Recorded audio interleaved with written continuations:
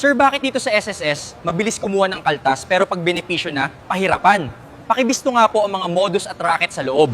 Brad, welcome sa Sindikato sa Sweldo o SSS. Ito ang nag-iisang bangko sa mundo na hindi mo pwedeng sabihing ayoko mag-deposit. Mandatory, sa pilitan. Bago mo pa mahawakan ang pinagpaguran mo, nadukutan ka na. Sabi nila, para sa future mo daw to. Pero sa totoo lang, parang tayo ang nagpopondo sa present nila habang ang future natin, bahala na si Batman. Himayin natin ang modus ng ahensyang ito. Simulan natin sa loan system nila na daig pa ang loan shark.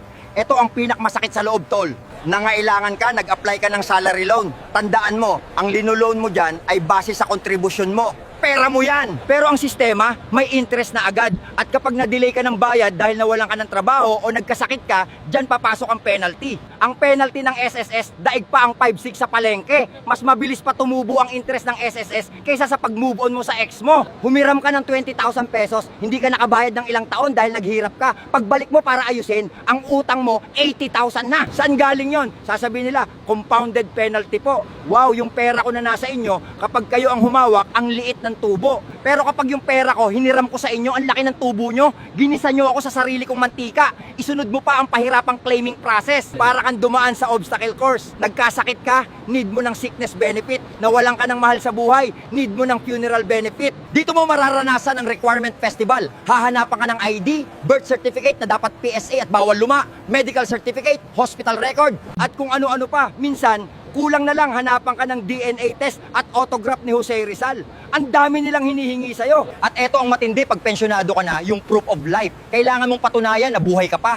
Minsan, papapuntahin ka sa branch kahit naka-wheelchair ka na. O kaya papag-sending ka ng picture na hawak ang dyaryo. Ano to, kidnap victim? Kulang na lang may nakasulat na please ransom me. Ganun ang trato sa atin, parang hostage. At eto ang malupit, ang contribution gap o ang employer magic. Kaltas ng kaltas ang boss mo sa sweldo mo para sa SSS. Tuwing payslip, may bawas. Pero nung nag-check ka sa SSS online, kung makapasok ka man sa website nila na laging system down, at parang family computer nung 1990s ang style, tapos malalaman mo, walang hulog.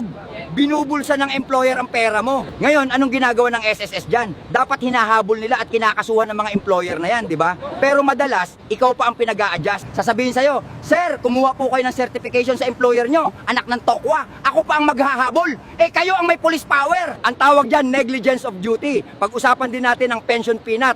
Nagbayad ka ng 20, 30, 40 years. Dugot pawis. Pag edad mo ng 60, excited ka na. Pensionado na. Magkano ang makukuha mo? 2,000 o 4,000 isang buwan? Anong mabibili niyan ngayon? Pambili lang yan ng maintenance na gamot, kulang pa sa gatas at bigas. Ang totoo niyan, tol, para mabawi mo ang lahat ng hinulog mo sa kanila, dapat mabuhay ka ng singtagal ni Manong Johnny. Kung namaalam ka ng maaga, thank you na lang ang pera mo. Habang ikaw na nagpondo, barya lang ang nauwi. Tignan mo naman ang board members at executives ng SSS, nakatanggap sila ng milyon-milyong bonuses. Kapag maganda daw ang kita ng SSS, may bonus sila.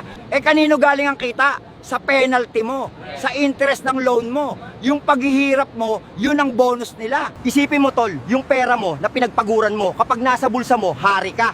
Pero nung nilipat sa bulsa ng SSS, naging alipin ka. Kailangan mo pang magmakaawa, mag-fill up ng form, at magbayad ng penalty para lang magamit ang sarili mong pag-aari. Kaya sa susunod na makita mo ang kaltas sa payslip mo, huwag kang ngumiti at sabihin, investment ko yan.